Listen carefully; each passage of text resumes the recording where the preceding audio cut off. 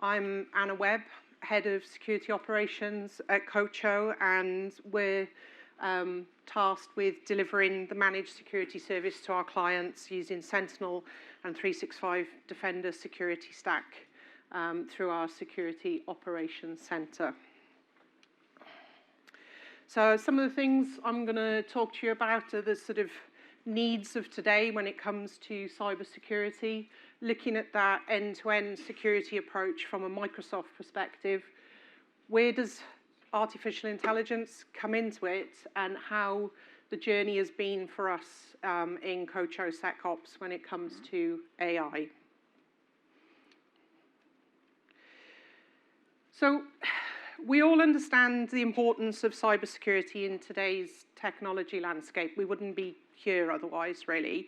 And certainly over the last almost 4 years since we established the Security Operations Center and Security Operations at Kocho, I've personally seen, that change in mindset from cybersecurity being an afterthought or an add-on when it came to IT, to being, the forefront and fully embedded, really, in the thinking of our clients and, the actions that they're taking to secure their environments. But why is that?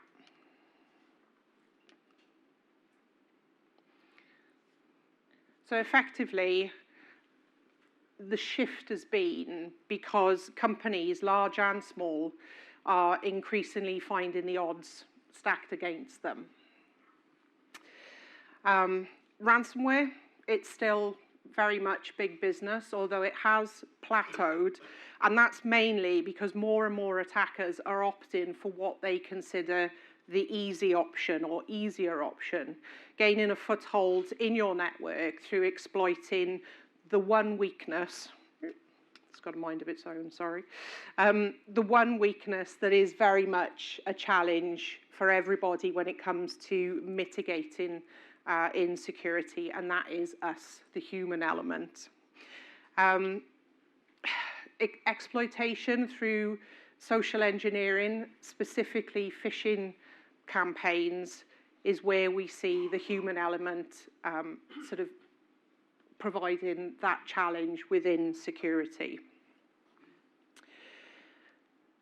So, looking at these figures, nation-state sponsored attacks are increasing in sophistication.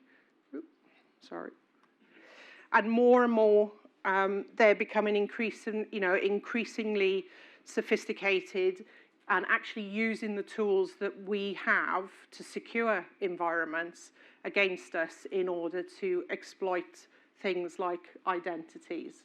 So as you can see there, 1,287 password attacks per second. That's an awful lot. So the statistics are clear to see. And it only takes an hour and 12 minutes for an attacker to actually access your private data once you've fallen victim to a phishing email. Add to that the global shortage when it comes to skilled security workers, 3.5 million. And, we are suffering then with a significant gap in the market. And meanwhile, attackers are adopting quickly to the evolving attack surface that organizations are continuing, to sort of develop. We're all moving towards that sort of hybrid work model and growing our cloud presence, moving away from on-prem, moving more into the cloud. And Microsoft has observed 119 million attacks against remote management ports in just a month-long window of monitoring. That's phenomenal. And all this means that the defenders, your front line, are having to fight asymmetric battles against prolific, relentless, and sophisticated attackers that are specialized in taking advantage of the complex security tooling that we use within the security operations centers today.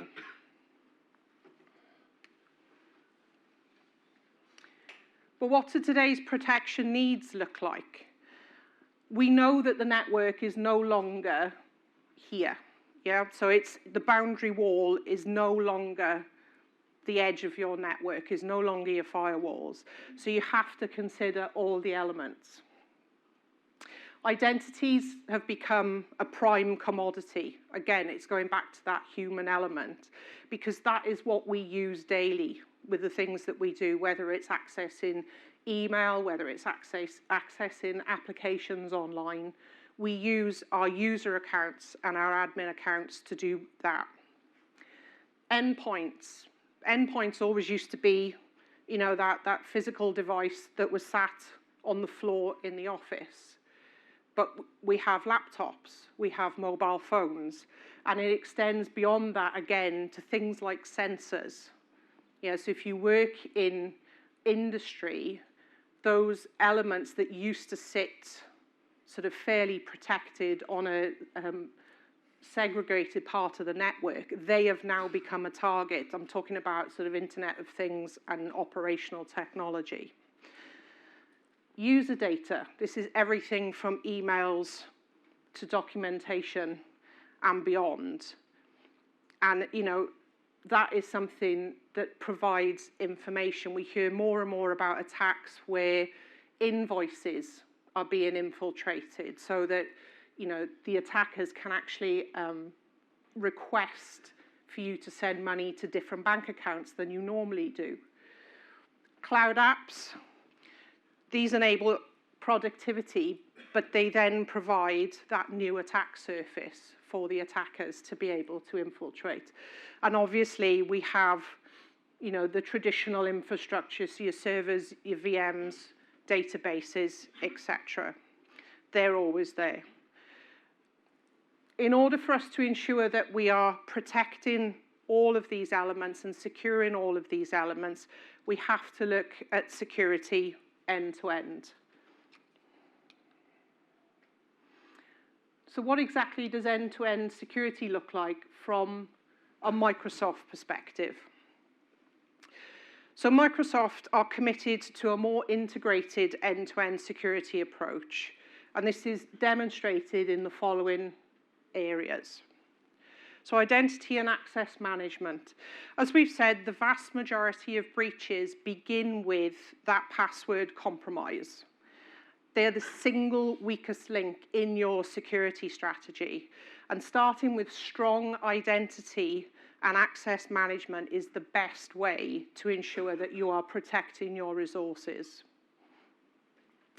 Threat protection. So I don't know about you, but I have deep concerns about the high volume of data and alerts, as well as the sort of increasing sophistication and impact of the attacks that we're seeing. But by prioritizing integrated and automated threat protection, Microsoft are helping to meet the demands for the advanced security that works in the real world. Threat protection is very, very important, particularly with the work that we do within security operations at Kocho. Cloud security. Enterprises and smaller businesses are moving away from on-prem, and they're moving more of their workloads into the cloud, and it's never been more important to protect those multi-cloud resources. So I'm not just talking about Azure now, I'm talking about AWS, talking about things like Slack and Salesforce. So Microsoft have built a comprehensive security to help, cloud security, to help protect every layer of your resources, regardless of where they sit in that cloud infrastructure. Information protection and governance can be a complete headache for an awful lot of clients. Customers speak of the difficulty that they have holistically and consistently protecting and governing their information.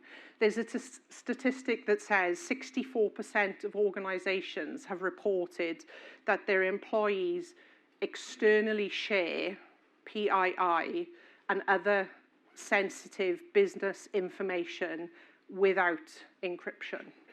So 64%.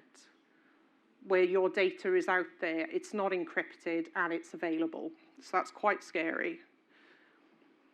So Microsoft have made information protection and governance a priority to protect your sensitive data wherever it may be. And that means you can work in confidence.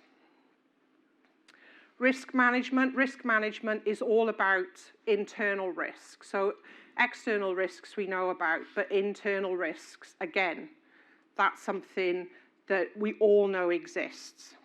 And they can come from inside the organization, from different areas within the organization, but Microsoft have built a solution to help prevent, investigate, and remediate both malicious and inadvertent activities within your organization. So it's not just protecting externally, it's protecting internally as well.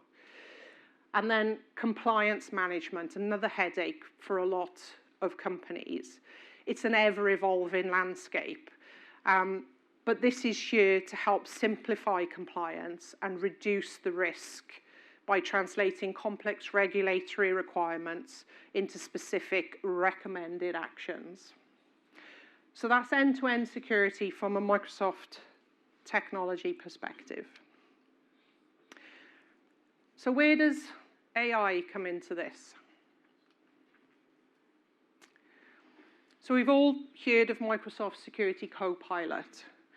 And one of the things that has become clear in cybersecurity is that we have an increased volume and velocity and targeted nature of attacks. And that is not going to change. If anything, it's going to get worse before it gets better. And we saw on one of the previous slides about the industry shortage of skilled staff, which means that we desperately need to do more with less. Having to recruit those staff takes time. A lot of companies have put things in place to stop staff from easily transitioning between one company to another. So, being able to do more with less is very much the goal, and this is where AI comes into it. So, Microsoft Security Copilot helps defenders be more effective and efficient, regardless of what role they play within security.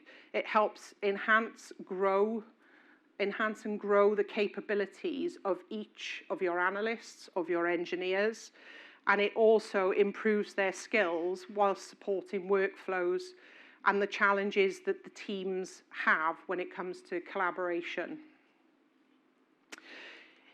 It combines the most advanced GPT-4 model from OpenAI with a Microsoft-developed security-specific model, and it's powered by Microsoft's unique expertise, global threat intelligence, and comprehensive security products. So this means for you that you can have response in minutes, not hours. It means that it simplifies the complex. So you can use natural language prompts. You can ask it a question in straightforward English, and it will provide you with the output in straightforward English. It catches what others miss because there is the deeper understanding of events, and it also helps then to address that talent shortage because it's helping to extend the human expertise. The reason it's doing that is because it allows your analysts and our analysts to actually ask questions in simplified language and to input information from Sentinel, from Defender, and then it will produce a response in simplified English. So it means that they don't necessarily have to have a full understanding of what is in an incident. The AI will actually provide that information. So effectively, it can help you be more effective and efficient in all the roles that you play. It enhances and grows your capabilities and skills, and it also supports those workflows and the teams that you collaborate with to solve security challenges. Security analysts can move faster, so you have shorter time to respond, and the remediation is done a lot more quickly, and it's more time then to focus on those high-value tasks.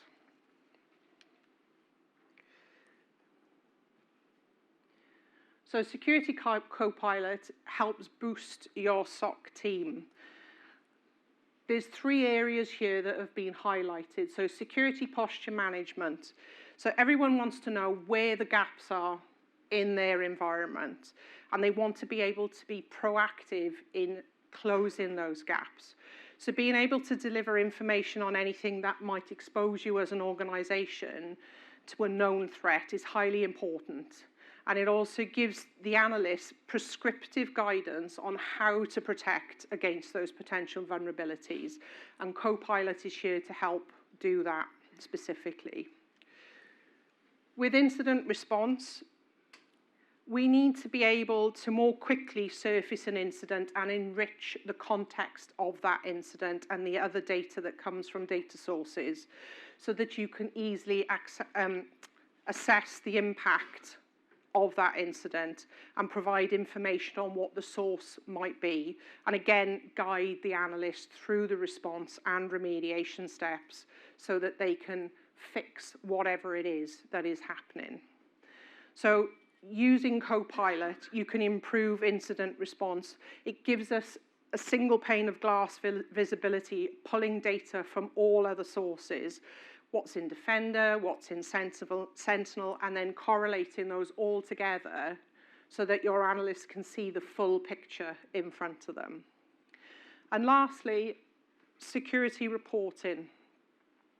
This is something I know that our clients at Kocho value highly. They want to know what's going on in their environment. They want to know what's happening. And there is a lot of emphasis on it. So things move fast, and management and stakeholders, they want to know what's going on. And through using Security Copilot to deliver customizable reports that are ready to share and easy to consume, and that's the key point, is that they're easy to consume. They're not full of technical jargon. Analysts are able to focus more on high-value tasks, which are pertinent for securing the organization. In doing so, they're still keeping managers and stakeholders abreast of any situations that are going on. And it means that tactically, you can ask Security Copilot in natural language to summarize an incident in a single PowerPoint slide, and it will do exactly that.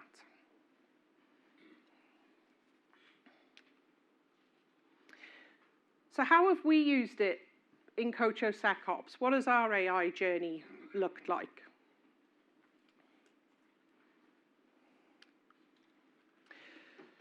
So first of all, I'm going to talk to you about some of the improvements that it's allowed us to make with our service adoption. So service adoption, if you take a security service with us, is the process of going from not having a SIEM to being fully monitored by security operations at Kocho using Sentinel and Defender. Now, previously, this element used to take 6 weeks. But since being able to use AI and also sort of pipeline development as well, we are now able, at stage 1, to take a client from having no security monitoring into early life go live, which is effectively monitoring all your Microsoft data connectors within a couple of hours. So that means that you can go from having no visibility of what's going on in your infrastructure to having visibility over the Microsoft elements, particularly your identities, your email, and these are some of the areas that we are really seeing attacks coming in. And we've had clients recently who've gone into early life monitoring, and within the first week, we've been able to support them in identifying that they've had something going on in their infrastructure, and we've been able to stop that. We've been able to put remediations in place, and it's meant that they haven't had to suffer an actual breach. So being able to improve this from the 6 weeks to literally a couple of hours has been huge, and we've used AI to do that as well. We've also developed an ARM template that allows us to provide basically a sort of baseline onboard, which means once the ARM template is deployed, That means that all your custom log sources, all your playbooks, all your workbooks, with the AI behind them, is in place. So you are ready to go from day one. And then we can spend the time then going through sort of the optimizations, looking at your risks and challenges, your critical systems, etc. And, but you are still being monitored, whereas previously it would be sort of more towards the end of the 6 weeks that would happen. This improvement for us means that we're able to give initial peace of mind to clients that, identities are being monitored from day one. So how else have we been using AI? So I've got some examples now of how we've actually used the product in earnest and how it's been able to enhance our team, particularly when, sometimes you're looking at bringing on analysts that maybe haven't got more than about 6 months experience because they've come straight out of university. And it's enabling us to be able to upskill those team members quickly, but also able to make them more effective more quickly as well. So here's an example of how we've used it to summarize an incident. So we've asked it to summarize events in this JSON data from Microsoft Sentinel events. We've given it some information and then convert all the values to easily readable text. So this is where we're talking about that standard English and ensuring all data is chronological. And we've given it some information there to do with start time and end time.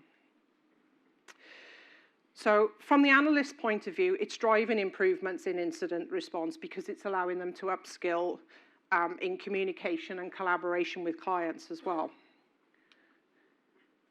So this is the output from that summary incident request.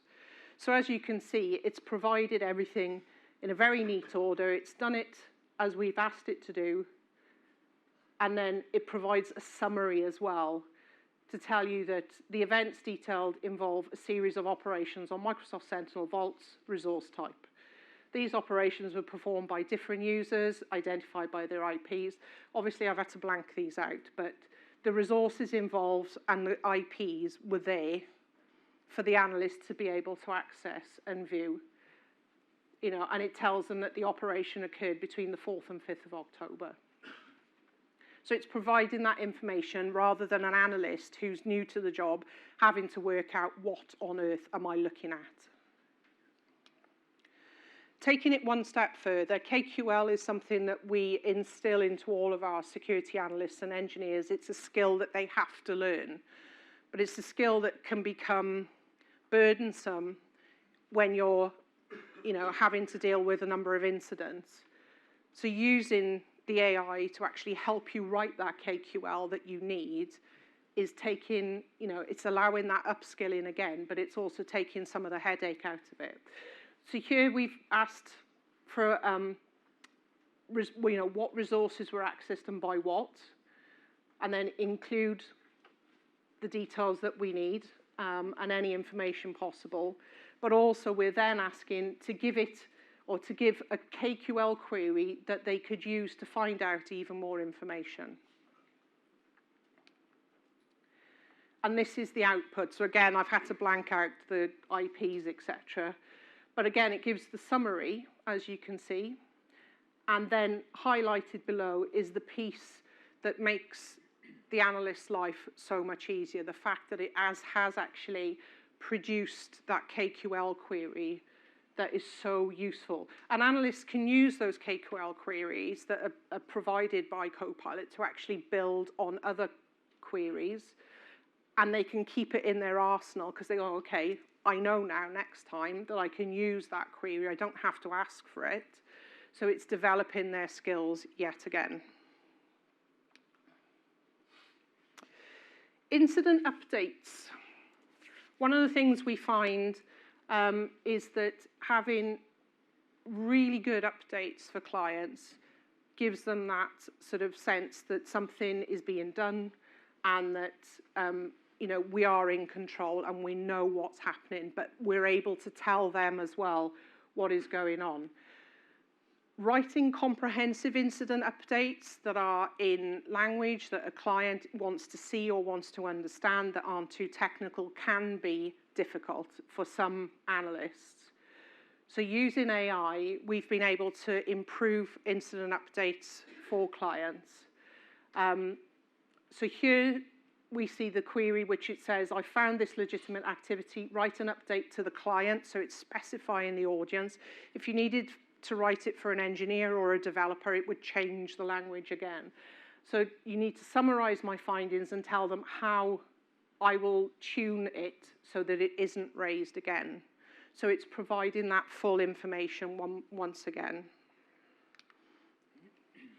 And this is the output from that request. So it's in good, clear, concise language that isn't overly technical, and it's something that I know would be received by a client, because we use it, would be received by a client, and they would feel comfortable in that they know exactly what's going on, and also what we would be doing about it. What are we going to be tuning? So it reliably informs the client of the outcomes of the investigation, what the next steps are, and those tuning opportunities. And finally, incident closure. It's very important within a team to make sure that your closure notes are comprehensive, because if somebody comes across a similar incident to the one that you've just worked, it's quicker and easier sometimes to just look at what you did last time. So having comprehensive incident closures is really important. It's also really important if at some stage you get audited and you need to know exactly what was done on that incident and what steps were taken. So again, you can write a closure note that I can add to the incident, keep it concise but accurate. So it takes out all that waffle that sometimes you can find, and it keeps to the points that are necessary. And here it is. So after thorough investigation of the events captured, it's been determined that all operations performed were legitimate. So that's important. Activities were conducted on the vault, so it tells you what resource. And then it was various users, and they were successful. It then provides the key details of what resources were accessed, what security secrets were accessed, and then what the caller's IP involved were.